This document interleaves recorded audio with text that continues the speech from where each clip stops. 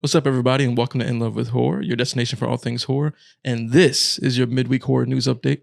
And on this video, we'll be talking about Scream 7 firing Melissa Barrera. We got the first look at Nosferatu.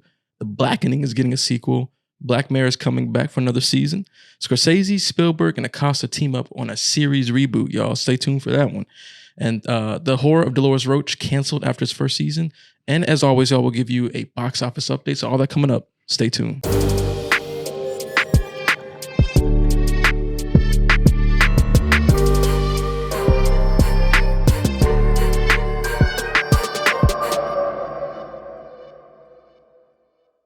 For our first story, y'all, I think we can basically say that Scream 7 is over at this point. So it was announced yesterday, November 21st, that Melissa Barrera was dropped from Scream 7 after her social media post concerning the Israel-Hamas war. Now, at the time of this recording, Spyglass did put out a statement regarding what she said on her post and basically confirmed that, she was fired from the project. And now, at the time of this recording, it's being reported that Jenna Ortega has also dropped out of Scream 7. Now, the media is saying that Jenna Ortega has left the project not because of Melissa Barrera, but because of other things such as scheduling conflicts with the series Wednesday. It's also being reported that she was trying to get more money. They're kind of spinning this in a lot of different ways, and Spyglass was saying, hey, like she was already kind of questionable in returning to this project even before the actor strikes were going on. Personally, I don't feel like that's true. I think the timing of this is no coincidence. I do think that Jenna Ortega has left the project in support of Melissa Barrera.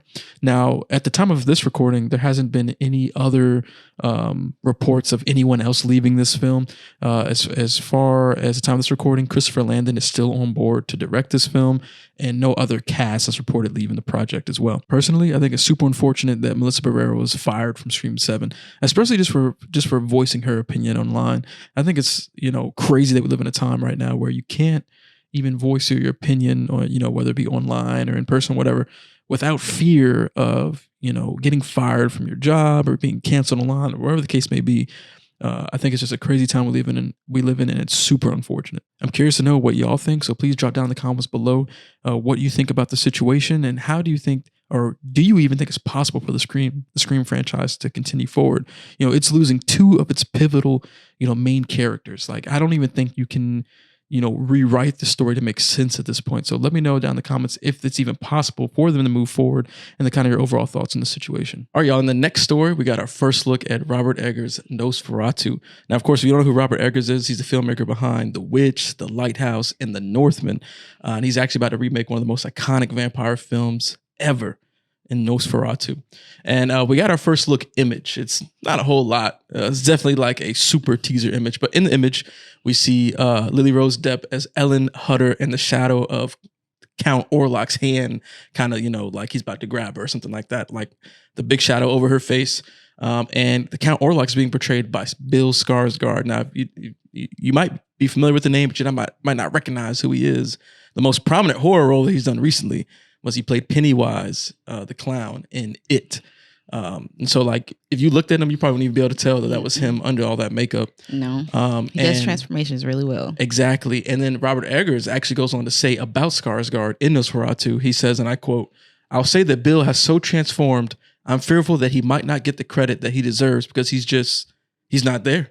In my opinion, he looks like a dead Transylvanian nobleman, and in a way that we've never actually seen what an actual dead Transylvanian nobleman would look like and be dressed like." So it looks like Bill Skarsgård is about to take another huge transformation like Pennywise. Yeah, and it's cool because I thought his performance as Pennywise was so dope. Yeah, it was good. Perfect. I love Bill Skarsgård, and so now to know he's about to take on another iconic character and potentially do another great job. Yeah. It's funny because I feel like at this rate, like he's going to become like a horror, Because he's doing The Crow. Oh, that's right. Yeah, I forgot about that. Yeah, he is. Yeah, someone was like, "Leave some roles for us, Bill." Right. Yeah, hey, Bill. He's like, "Look, man, I was made to do horror stuff." Yeah. But yeah, the image is, not a whole lot to go off of. It's just something I think to get people talking, get people excited. Mm-hmm. I'm definitely excited for this film because I love all of Robert Eggers' other films. I will say initially I wasn't too big on The Witch. I mean, I think that had a lot to do with the marketing because they're selling it as like, the scariest horror movie ever. And that's not really what it was. Right. So when you look at it outside of that lens, you're like, damn, this is actually just a good like period piece with some horror elements mixed in. Yeah. The Lighthouse I thought was incredible because it was so just weird you like and that. unique. Oh yeah, because it was definitely like an art piece. Yeah. Right. But I thought it was amazing. And then the Northman. But I know you like the Northman. Yeah, the Northman was fire. Mm-hmm. So I'm super excited for this project. What do you think about this image, and how excited are you for Nosferatu? Well, I'm just glad to see Bill Skarsgård in something else. So I'm gonna be watching for that reason. But I like the story, so I'm excited to see what they do with what he does with it. Eggers, like I like his other. Well, I like The Witch. I haven't seen the other two films, but I like The Witch for what it was. I know he doesn't do horror in the sense of, scariness or whatever. Like jump scares. It's much more like a creative way of approaching it. So I'm interested in seeing how he's going to take this story, which is, it was frightening then. Mm-hmm. So it's known to be a frightening film, to see how he's going to take that story and make it his own. Yeah. If there's one thing we can count on with Eggers is visually, it's going to look amazing. Absolutely. Because all of his films, all visually just like incredible. Like you could take each frame, it could be a painting type. Right. So yeah, we're super excited for this, y'all. Let us know down in the comments, like how excited are you for Nosferatu? How excited are you about Bill Skarsgård in the role of Count Orlok? Let us know and let's discuss in the comments. All right, next up, The Blackening is officially getting a sequel. Yep. The Blackening was a hit, and Lionsgate must agree because they, along with MRC, have greenlit a sequel to the film. Now, there's no word on the plot for the sequel, but Dwayne Perkins told Variety that he envisions The Blackening as a franchise, something like Scary Movie. Hey. So I'm excited about this. I know you probably are. You really enjoyed it. Now, they made a lot of money off this movie. They had a budget of $5 million, and they made more than $18 million at the box office. That's some good. And people are still, talking about it now. So that's really exciting for them. I'm happy for them. I personally didn't find it all that funny. Yeah, I remember you said that. Yeah. But you said you were dying. I thought it was hilarious. Yeah, there's some parts that actually really made me laugh. Now, obviously, not all the jokes hit. But I feel like there was a good amount that did land for me that I thought were pretty funny. And I think the biggest thing to take from this for me is that Dwayne Perkins said that he kind of sees it akin to Scary Movie. Yeah. And I love the Scary Movie franchise, particularly the first two are like some of my favorite comedies because they're just so funny. Right. So I like the approach because basically what he was saying was it'd be this kind of like Scary Movie. He was kind of saying like it'd be the same actors, but like just different characters or different, environments or whatever. So I was like, oh man, that would be cool. Yeah, if he does that just like Scary Movie does, I think that has potential to be a kind of, big hit new franchise. And hopefully it's able to maintain like that Black culture aspect. Cause I feel like he used a lot of like the main Black jokes in this film. So I'm like, all right, like how are you going to approach it this next time? But still keep it like the Blackening, you know? Well, I'm excited for them. That's really good. I'm proud that they made this film for sure, and even prouder that they're getting a sequel. Oh yeah, I'm super hyped for this. Super proud of that team. I'm sure that team is hyped, and I look forward to seeing what the sequel could do. Y'all let us know what you think about The Blackening, and then also let us know in the comments how excited are you for a sequel, and what do you think they could do with the sequel? Like, what's a new kind of setup that they could do for a story for The Blackening 2? Now, speaking of sequels, y'all, Black Mirror is actually returning for its 7th season. This is crazy, man. Black Mirror is huge. So, according to Variety, Black Mirror is returning and will begin production later this year, which is interesting because we're already in November. So I'm guessing December, like it's only 1 month left. That's it. 1 month left. So I guess next month sometime they're going to start filming the 7th season. Now, to talk about Black Mirror, and I guess specifically season 6, per Netflix, the show was in the top 10 in 92 countries and in the global top 10 for 4 weeks in Netflix's English-speaking TV category. Now, there wasn't really any confirmations of who will be cast for this new season, but Charlie Brooker, Annabelle Jones, and Jessica Rhodes are believed to be returning as executive producers. So if you really liked that last season, the 6th season, then, hopefully, they kill it with this new 7th season. Now, we both really liked it was a mixed bag for the me. 6th season. But I think overall, overall. like it was a pretty good season, I thought. Yeah. And you can go back and look at some of our previous podcasts. We did a podcast on the sixth season. I think we talked about like our favorite episode. Yeah. Like we went through like episode by episode. It's actually a really great podcast. Make sure you go check that one out. But I know I'm super excited for this. I'm curious if it's gonna drop next year if they're filming in December. I wonder how fast. There was a long wait between the last one. Yeah, that it was like a couple years, wasn't it? I can't remember exactly. Yeah, it was quite a while. So yeah, I don't know how long it's gonna be this time. Yeah, Netflix got reminded like, oh, people actually like this. We gotta go ahead and start this next one.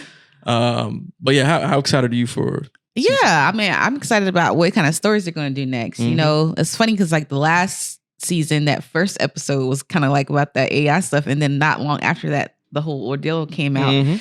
So I mean, they're really good about telling stories that make you really think about the possibility of these things happening. Right. So I don't know. I'm excited to see where they take it. I really hope that they type into like a lot of the conspiracy stuff. You know, I want to see one with aliens. Oh, that would be cool. Because you know, I can see them aliens and UFOs. That's kind of big right now. There's a lot of talk about that online. I think that'd be cool. If they did something with that. Oh man, that'd be fire. That would be fire. Hey, let us know down in the comments, y'all, what you would like to see on season 7. What are some themes you'd want to see? What are some episodes or some like kind of like, you know, weird or conspiracy topics you'd like for them to approach in this next season? Because they always have good social commentary in these Black Mirror seasons. So let us know what you'd like to see. Now, Cape Fear will soon return to the small screen. Hopefully. Martin Scorsese, Steven Spielberg, and Nick Antosca, he was the creator behind Channel Zero, are teaming up like a dream team to create a new series based on Cape Fear. Crazy. That's a crazy combo. It is. Scorsese remade Cape Fear back in 1991 for Spielberg's Amblin Entertainment. Remember Amblin Entertainment? Yeah. I remember when I used to pop up on the screen. Yep. And now they're teaming up with Antosca to create a series, a quote, that'll take an unconventional approach. That sounds really interesting. Yeah. The series is described as a tense contemporary thriller that examines America's obsession with true crime in the 21st century. In it, a storm is coming for a pair of married attorneys when an infamous killer from their past gets released after years in prison. Now, with a dream team like this, it's no wonder that there's the start of a bidding war over this series. Some of the contenders currently are Apple TV+, Netflix, Peacock, and even HBO. Yep. So I'm super hype about this. Like, I really liked the Cape Fear movie. So the fact that they're coming back together and then adding in the Channel Zero creator, like, I can't even imagine. And then you got this true crime aspect. Yeah. That's going to be hard. Yeah, I think there's a lot of cool things about this. One of them being the same people that worked on the previous one returning, right? Yes. Scorsese and Spielberg. And then pulling in someone like Nick Antosca to kind of bring in the modern horror element, right? Because, you know, obviously these two legends, like they're legends in their own right. Yes. But they're going to have a different approach to filmmaking and things like that. And so I think Nick will bring that like element of like, okay, well, here's what the modern audience, like the good modern horror, right? Would like to see. And that, I think that infusion of like the old legends and the new like modern horror, like experts combined, dream power team that could make something super fire with this. And like you said, that like true crime element is dope because people are obsessed with love it. True crime stuff. Like, you know, from all the different types of podcasts, from all the different documentaries that be on Netflix. There's 1,000 different documentaries across Netflix on different, you know, true crime topics. So like, I'm interested. It's a moneymaker right here. Yeah, right. So that's why I'm starting a bidding war over it. Well, yeah, because they know that people will tap in from that element of it also being like a meta thing where it's like, oh, they're also saying something about people's obsession with this stuff. So I'm wondering how creative they can make it. Also, to be kind of like horror in its own right, but then have that meta analysis of the world and their obsession with true crime. But like you, I'm super hyped for this. I'm curious to see who's gonna actually win it, who's gonna actually win the buyout. Because I feel like I know Netflix, I think Apple TV as well, have had their hands or have worked with Scorsese. They have. I don't know who on this list has worked with Spielberg before. I don't know if any of these streamers have. At least if they have, I can't recall. Maybe I might be wrong. Let me know in the comments. Oh, Peacock, right? They got that one series. Isn't that a Spielberg series? I can't remember the name of it. But did he actually work on it though? Oh, I don't know. But I know I think it's from him though. Yeah. But I'm curious to see which home will buy it. Because I think no matter which team picks it up, they're gonna throw a lot of money at this. So yeah. I don't think it really matters too much who gets it. Yeah. People gonna watch this. Yeah, they're gonna watch it either way. But I just hope they pick one that if they decide to continue the franchise, they can let it go, because Netflix is known for just cancel shit all the time. Super on it. Like they just canceled Shadow and Bone, which everybody is upset about, and they're continuing stuff that like I don't like talk bad about Selling Sunset because I kind of like it, but they're continuing stuff like that and getting rid of the good stuff like Shadow and Bone, for example. Like they love to cancel stuff. Archive 81, we got one good season of that. That season was amazing, and it's gone. But it's weird, is it still be on the most popular on Netflix still list? Watched, and it's like, how y'all not bringing this back? Come on now. Speaking of, what's the next topic? Before we dive to the next topic, y'all let us know in the comments how hyped y'all are for Cape Fear. Oh yes. Who do you think will end up owning this franchise? If I had to vote, I'm gonna go with either Peacock or Netflix. I think it's gonna be either Netflix or Apple TV. You think so? It's gonna be one of those two. Well, Apple TV do got some deep pockets. Yeah. So we'll see, and y'all let us know in the comments what you think. Now, speaking of cancellation of series. The Horror of Delores Roach was canceled after its first season. Now, the Horror of Delores Roach was over on Amazon Prime. Yes. And they canceled out the first season. I'm assuming it didn't really say in the statement. No, there was no like specifics as to why or anything like that. I'm just gonna assume maybe it didn't get as much viewership as they expected. I'm gonna assume that's gotta be the only thing, because it's not like, it started out strong. Yeah, it kind of slows down a little bit. But it ends on a cliffhanger, like Archive 81. Yeah. And there's so much, obviously, it's based off a podcast. And there's another season on the podcast. So it's not like they didn't have material to work with for another season. Yep. But yeah, that's the only thing I think of is that enough people didn't watch it or something like that. Yeah. Yeah, that's the only thing I could think of, too, is that, because, there was a show on Amazon Prime that got canceled, too, that I really liked. It had Nick Frost and... I'm blanking on the other dude's name for some reason, but it was like a paranormal investigator, like drama TV show. Oh, that sounds interesting. Oh, it was also like a comedy too. It was actually really good. And when it got to the end of the season, like the place that it seemed like they were taking it was super crazy. And then they canceled it. I was like, damn, that's insane. For some reason, I'm blanking on the name right now. If I remember, when I edit this, I'll put it on the screen. I'll put it on the scrreen for y'all because I'm blanking right now in this recording. But it's unfortunate, man. Like, I'm sure a lot of people were fans of the show. Yeah. Because I feel like every show has got this like core group of fans who want to see it continue, who want to see a concluded story. I want to see the rest of the story. And I feel like that's the bad part about doing cliffhanger endings. Yeah, because you never know. Because you don't know. So I think it's better to kind of like almost completely wrap it up and then have like more tiny cliffhanger elements, so that we got a closed story, a concluded story. And then we hope that we get more information. But I know you really like. Did you finish the show? Yeah, but see, my thing is, it was good to see, like that Latina flavor on within like a horror genre type of thing. You know what I'm saying? Like, it was really cool to see that, and like they just gave it no chance at all. To give it one more go. Yeah. You know what I'm saying? Let's give it one more chance. But I also wonder if it was on another service besides Amazon Prime, maybe if it would have done better, like Netflix or something like that. I don't know. Yeah, maybe. Well, y'all let us know what y'all thought about the Horror of Delores Roach. And, I'm sure a lot of people are disappointed about this. But hey, look, some series have been revived before in other streaming places. So if you're definitely a fan and want to see it come back, you make some noise online, because sometimes stuff can be brought back. Well, if the force of the fans is strong enough. Yeah. You gotta be super strong, I think. Yeah. So let us know, what y'all think and what y'all hoping for in the comments. And lastly, y'all, of course, we always like to give you a box office update. At the time of this recording, of course, it's going to be all about Thanksgiving, which is sitting at 11.5 million domestic and almost 14 million worldwide. I'm hoping that going into the actual Thanksgiving holiday, more people go out and watch people are like, oh, let's go watch this horror movie called Thanksgiving. So I'm hoping that it only increases with this weekend. A lot of times most movies drop percentage from weekend to weekend. Hopefully this can do the reverse and actually go up. Word of mouth reviews have been really good for this film. So hopefully we can see it really do good over this upcoming holiday weekend. Yeah. And is this the final horror release for theaters, at least? I think it is. Yeah. I don't think there's anything else coming out. I don't think there was anything like mainstream horror theater release. So hopefully this is it, y'all. Yeah, hopefully this can close out the theater for us for horror fans anyway. and do really well. Let us know down in the comments what you think about Thanksgiving and what number do you think it can hit this weekend if word of mouth and stuff is really good. If you haven't seen our review yet on it, we have a non-spoiler review and a spoiler review up on our YouTube channel. Make sure you go check those out. The spoiler review is also in podcast form if you're interested in that as well. All right, y'all. Well, that concludes this midweek horror news update. We hope that y'all enjoyed this update. Let us know down in the comments which story on here you're most excited about or that you found interesting.